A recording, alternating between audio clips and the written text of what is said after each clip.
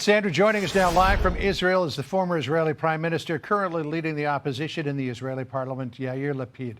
Mr. Lapid, thank you so much for being with us. I wanted to start off this afternoon with your time by asking what your reaction is to what we saw last night in Iran and how the U.S. jumping in with these bunker-busting bombs affects the efforts to deprive Iran of ever getting a nuclear weapon.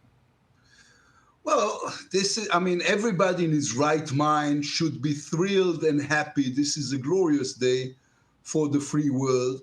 And the entire people of Israel, as you know, I'm a political rival to Prime Minister Netanyahu, and we disagree almost about everything. But this we agree upon.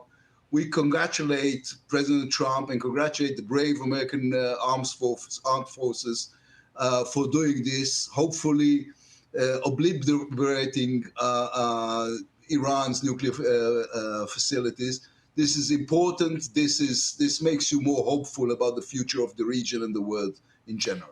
Thank you so much for joining us. What fears do you have over retaliation from Iran now? I don't. I woke up this morning from sirens and explosions next to my house, and I went over there and people were hit and houses were hit. But the people of Israel are strong, and we know what is important, and therefore we are more than willing to take what needs to be taken in order to make sure this job is done.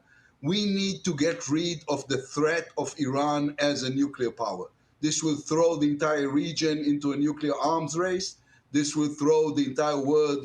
Think of it this way: everybody is afraid of an Iranian bomb or an Iranian missile. Think of a terrorist with a dirty suitcase entering JFK or Logan. This is a threat to the world, not only for Israel. It's an existential threat to Israel, but it's also a threat to the world and to the United States. As you know from years of watching demonstrations in Iran, the United States is big Satan, and we are the small Satan, so we are all in this together. Mr. Lapid, you said a second ago that what happened last night makes people in the region hopeful that there could be a different future. It has also, though, thrown a lot of uncertainty into what that future might hold. If the Ayatollah were to fall and the regime were to collapse, what fills the power vacuum? I know that Reza Pahlavi, the crown prince of Iran, the son of the former Shah, would like to go in there as an interim leader. The NCRI, the former MEK, would like to go in there and form a government. The IRGC may decide, if there is no more Ayatollah, that they are running the country. So what are your thoughts about what the future may hold in terms of Iran and the government there? Well, first of all, what we have now in Iran is the worst of all possibilities. This regime is a regime of fanatics, and whatever replace. You know, when we killed Hassan Nasrallah, the leader of Hezbollah in Lebanon, everybody said, well, we don't know what's going to happen now. I tell you what happened then. Nothing, because they were not able to retaliate. So if you ask me, I think the people of Iran are more than ready for a democracy. They are interesting people. They are cultured people. This is a culture of 6,000 years. And by the way, that had no conflict with us. We don't have a history of conflict with Iran. We don't have a border with Iran. The only reason there is a conflict with Iran is because this regime is so deeply anti-Semite. And therefore, I think the people of Iran are more than willing now to take the future on their own hand. Let me remind you, what happened in the last 2 decades is that the regime took billions of Iranian money. This is not a rich country. And instead of building roads and hospitals and schools, it was trying to build a nuclear industry that was eliminated in a week.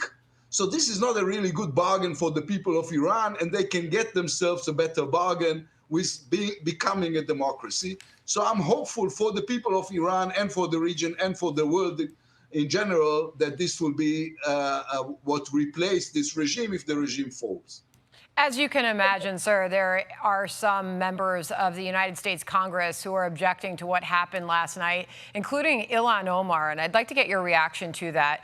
She tweeted that if the military strikes will not bring peace, they will only provoke more violence. They will destabilize the region and endanger U.S. troops and civilians. We've seen what happens when diplomacy is sidelined in favor of bombs. It only brings more death and destruction. How do you respond to those who are saying this was the wrong move? Well, where were they when in October 7th, 2023, when Israel was attacked? When were they? Where were they when Hezbollah was formed, when Iran was sponsoring terror all around the world? Did the regime did anything but using force?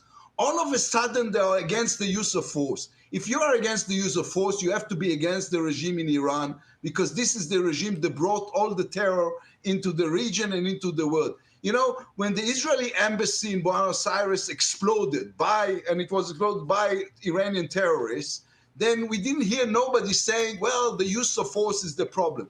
The problem is always when the United States or Israel is using force to promote democracy and freedom around the world. Sometimes, if you want peace, you have to get it through strength. I think President Reagan was the one to say it better than anyone else. If you want peace, be as powerful as you can. This is what happened last night. The United States reminded everybody in the region who is the most powerful force in the world. So the Secretary of State, Marco Rubio, was on with Maria Bartiromo earlier today on our program. And he was asked about whether or not negotiations could bring about some sort of settlement regarding the nuclear program and Iran's insistence that they want to have a civilian nuclear program to create electricity. Here's what the Secretary of State said. What they want is a civil nuclear program where they have power plants like every other country, a lot of other countries in the world have. They can do that. That's the deal that's been offered to them. They rejected it. Marco Rubio said that instead of having a civilian nuclear program for power generation that's out there in the open, they hide it in a mountain. So, I mean, how could anybody think that they're up to any other game other than doing something in secret? The only people who believed them are the people who really wanted to believe them. Listen, in order to have a civic nuclear industry, you need enriched uranium to the level of 3.75%. They went all the way to 60%. The only reason you want a 60% enriched uranium is to build an atomic bomb. That is what was prevented in the last week, and especially last night. We appreciate you joining us today, sir. Just a monumental moment for the world. Thank you. Good to talk to you, sir. Thank you.